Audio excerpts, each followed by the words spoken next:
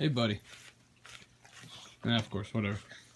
Hey, what's up, guys? Here's my 72 gallon again. I didn't get a chance to highlight this in my last video, but let's do this for right now. Ben Roethlisberger, right there, my sailfin tank. I got a couple other fish.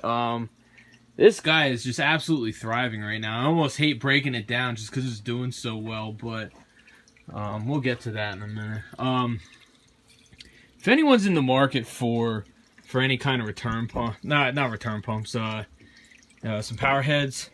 If you got, I've never personally dealt with MP40s or 60s or anything like that, but this max spec gyre is just unbelievable. I mean, my water level's a little low right now, but you can see how amazing this thing is. I'm not getting any kickbacks from the company, but oh my lord, this thing has changed my whole system. Don't worry about that. That's just that's actually my GFO reactor, Cobalt. Just to stir up the bottom every now and then. I just have that in there and kick it around every now and then. But yeah, snails, hermit crabs, all the guys, they're doing great. They freaking love it in here. You can't really see this guy. I got a bunch of blue claws a couple years ago, and I have no idea which one this one is, but this thing's like 15 times the size of every other hermit crab I have. He's been populating some turbo snail shells for the last like 8 months. Anyway, that's a 72 gallon. I got my Reef octopus. What is that? The hang on the back. I forget what size that is, but it's done the job over the years. I mean, it pulls a bunch of gunk out. Problem is, it's a little loud, so I only really run it at night anymore. But just because I'm not overfeeding or I don't have a huge bio load in here right now, so I just leave that off during the day. I got 2 Kessels. I'm gonna get a third one for the 125 gallon, but that we're not quite there yet. This is a CPR. Bunch of little critters and everything like that. It's just impossible to catch it on this video. I'm doing this from an iPhone, so you're not gonna see any quality from there. But all right, so anyway, this is a little 2.5 minute delay. Frame, awesome. Here we go. So watch out, Tyson, watch out, buddy. He don't care. All right, so what I'm gonna do, I'm gonna break it down into 4x4s. Those are gonna be the main support beams. Just judging from this is gonna be overkill, but frankly, that's the way I do things. So, yeah, sorry about that. Don't worry. That's all for the burn pile for tomorrow night. So I got a couple 2x4s, got a couple 1x4s. But yeah, I'll post a video tomorrow after this is all done. But for you guys who weren't here on the first video, here is my 125 gallon. 125 gallon, this is going to be the display. It is going to be in this wall, and this is my 65 gallon Refugium, but we'll get to all this in a little bit. Alright, so anyway, here's what we had. In the last video, I had a bunch of electric coming down here. My electrician came in, he removed all of it, killed it a little bit, and what we found was there was an outlet hidden amongst the rafters, which I have not moved any of these. But he found it, and it was hot, so instead of leaving it up there or just killing the line, actually, we ran it here, and as you can tell, we're finally going to have some light in this little terrible dark room, which I hate filming for you guys because you can't see anything in there. And plus, it's a disaster here right now, but all this will be cleaned up. Here's my basement. I got a little fridge down here. Or not fridge, but entire kitchenette in the basement. But yeah, here's all my components. I mean, this is all ready to go. I can't wait to clean all this up and get some couches down here and hang out. But anyway, what I found out was this floor is pitched a little bit down, so I couldn't just take the 4x4s and cut them into 36-inch pieces, which I'm going to have this. I'm going to have it up 36 inches. So I mean, you can tell the difference here. I mean, I'm not the tallest dude in the world, but I gotta bend down to see this. But I'd prefer to stand up, and plus the top of the couch is gonna be about right here anyway. And here the viewable spectrum will be up here. So the bottom of the tank is going to be at the bottom here. This is actually spec'd out to completely envelop the viewable area. So it got like 7 inches or so. No, it's about 8 or 9 inches between the wall. And here's where the return line is going to come up and around, which is a little change from last time. I mean, as you can tell, I mean, that bubble's in the middle. It's not showing up that well, but the bubble's in the middle. So instead of just measuring, I'm gonna actually just cut these boards and put it up to the bottom here, and then I'm gonna cut them that way, and that's gonna give me the best angle, because frankly, with a tank this size, actually with a tank any size, you got to make sure these things are level as possible. So I removed this bottom area. I'm gonna put a 2x4 here. These are what, 2x3s, I believe. You don't have to call me out if I'm wrong, but this was down here. That's not gonna support the 4x4, so I got the 2x4s. I got some brackets and everything like that, so everything's gonna be nice and stable.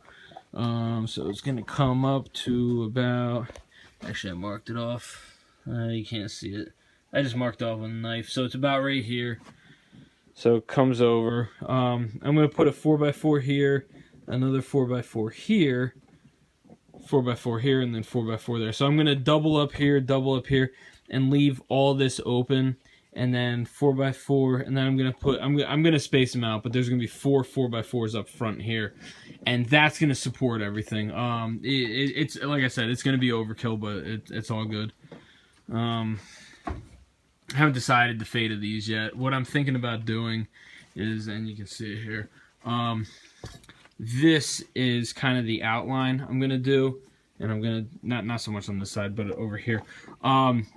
This piece right here is going to come across. I'm gonna screw it into the bottom of these, and then come across, yada yada yada, and come across here and tie it in to the stud, which is going to be here. This light switch, which yes is currently hot, so don't report me. I'm totally violating code. But what's going to happen? I'm going to have the stud here tomorrow morning, so it's not going to last. And I'm going to screw this back into the stud, so everything's going to be stationary. And then hopefully I'll have the tank on this tomorrow. At least to get the final measurements. I still need to drill. I have a Synergy Reef overflow box that's going to go in the back. And initially what I was going to do, let me get back over here. But initially what was going to happen, Sump's going to be here, which is trigger system's 34. It's not showing up well on the camera yet again, but I'm going to take 2 return lines off. One of them's going to be gate valved off, and I'm going to leave that for the time being, and that's going to come up, and that's going to support the 65-gallon Refugium, which I'm going to have about a 700 or 750 gallon return pump for that, and then I got the 1350 return pump Iwaki for this guy. So what I was going to do, I was going to have the return line come up and then shoot right in the side here. However, gave it some thought. I was looking around. I was watching more videos on YouTube. And instead of drilling the return line into the side, because my gyro is going to be right here, sending all the water across the whole tank, I was going to drill 2 half-inch return lines right above it, so it's going to send the freshly filtered water right in from there. But I saw a guy and it was genius. He actually just ran his return line right above the tank, which is exactly what I'm going to do now. So I'm just going to have my lock line running right on top. Therefore, the lock line spray bar, I don't know what they call it, but the return line is going to be at the top of the water level. So by doing it this way, I'm still going to have a check valve at the bottom next to the return line, but by doing it that way, I'm not gonna have any back siphoning in the event of a power outage. Eventually, I'm gonna have this hooked up to a generator, so power outages aren't gonna matter. But at least for right now, finances are dictating that that's not going to happen for the time being. There's some cool paintings on the wall. All right, so anyway, yeah, this is gonna be the 65-gallon Refugium. So this is gonna be plumbed into this, and this is gonna be plumbed into this.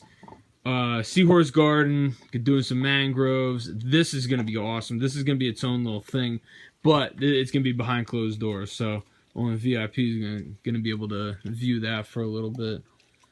He just loves his bone. Yeah, that's about it. I mean, my downstairs is just a freaking disaster right now. So, I got some old coral and old rubble. This is haven't decided if this is gonna go in the sump or if I'm gonna use that to be the beginning stages of the rock formation and the Refugium. But I got time for that. I use instant ocean reef crystals. There's a million videos on that. You can't go wrong with it. Boom. Spent the extra money. Spend the extra money, you get out of it what you put into it. This is my little jerry-rigged system for my RO. It's fantastic. I mean the results don't lie. I mean, you can't really tell. I could have a thriving SPS colonies going in there right now, but I'm just not. As I said in my last video, the move from my old house to my parents temporarily into here. What a travesty! I don't feel like talking about it, but yeah, all you guys who have lost a couple $100 in coral know what I'm talking about. Yeah, so anyway, I got the rest of the components in there. It's behind the door, which I ripped off of the frame just to make this easier. Got some good stuff. All that's in the first video. All right, I've completely rambled on a hell of a lot longer than I thought I was going to. Time for me to enjoy some Imperial Stout. So, all right, happy reefing, everyone, and I hope you enjoyed my video. And thanks for checking in. Hopefully, in a couple weeks to a month, I'll get you guys some results, and thanks everyone.